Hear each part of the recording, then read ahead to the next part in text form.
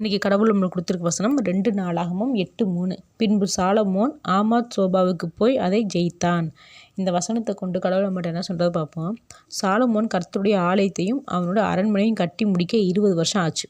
அதுக்கப்புறம் தான் ஈராமில் இஸ்ரவேலர்களை குடியேற செஞ்சான். அதுக்கப்புறம் ஆமாத் சோபா நாடை கைப்பற்றினான். சாலமோன் ஒரு நாட்டை அடையணும்னு நினச்சிட்டானா உடனே போர் தொடுத்து போக மாட்டான். நெடுநாள் காத்திருந்து பொறுமையாக நிதானமாக யோசித்து திட்டம் பண்ணி ஆராய்ந்து தான் அந்த நாடுகளை அடைவான். ஈராமும் ஆமாத் சோபாவும் பக்கம்தான்.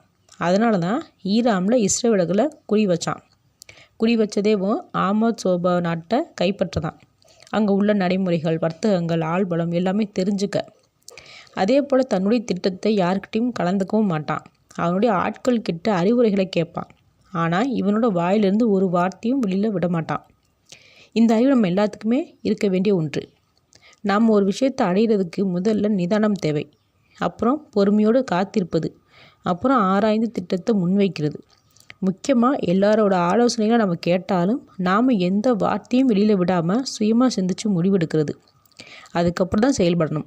இப்படி நாமளும் நடந்தோம்னா வெற்றி அடைய முடியும். ஆமேன்.